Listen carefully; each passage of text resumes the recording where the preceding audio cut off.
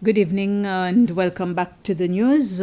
Patients suffering from chronic myeloid leukemia have received a new batch of test kits which will enable their routine tests to be carried out locally. It will last for a year. This was a donation from Grand Case at the request of the Ministry of Health, and it was presented to the oncology unit last week. The kits are made in the USA and have been procured through the Max Foundation, which has a regional office in South Africa, at a cost of more than $1,300. Senior medical officer of the oncology unit, Dr. Johanna Rapanarilala, says that there are 11 known patients, including 2 children, with the chronic disease in the country. The disease is mainly hereditary, and patients can enjoy a long life with appropriate treatment.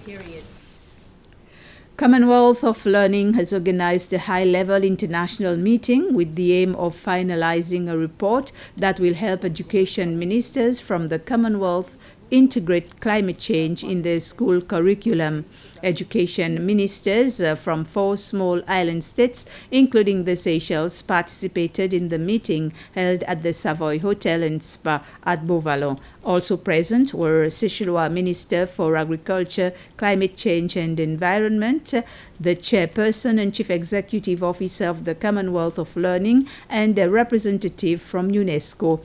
The Executive Secretary of the Basel, Rotterdam and Stockholm Conventions, Professor Rolf Payet, was also present at the meeting. In his remarks, Seychellois Minister for Education, Dr. Justin Valentin, called on training institutions in Seychelles to embrace the multilateral collaboration offered by the Commonwealth of Learning. I will invite people to search around, to look at the various programs that are available and to use them accordingly. And the question that we will be trying to answer perhaps this morning is education really succeeding in preparing students to deal with the pressing challenges that our planet is actually facing?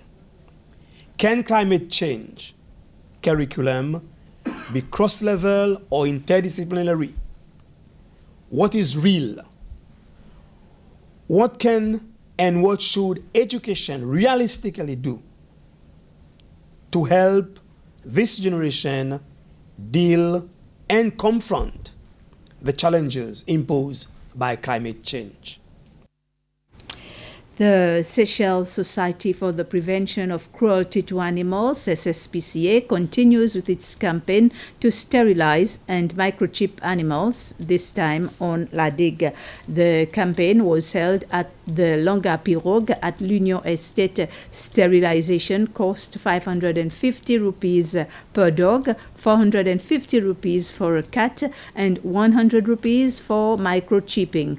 The bad weather condition prevented some people from keeping their appointments, but at the end of the day on Saturday, 14 dogs and 1 cat were sterilized and 6 dogs got microchipped.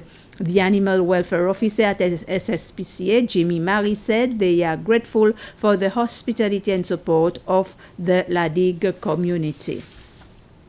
Every 23rd of May, the world celebrates an animal which is well known to the Seychelles with International Turtle Day, an occasion to recall the importance of protecting these animals that can live up to 200 years, protection that works since an article published in March by the University of Oxford provide that the Aldabra sea turtles threatened with extinction when conservation policies were put in place in 1968 are doing much better 50 years later. According to scientists, the number of hatchlings in Aldabra has increased thanks to the protection from 3,000 to 15,000 per year. We've come to the end of this news summary. Thank you for watching. I will be back with more news in Creole at 8 p.m., so stay tuned.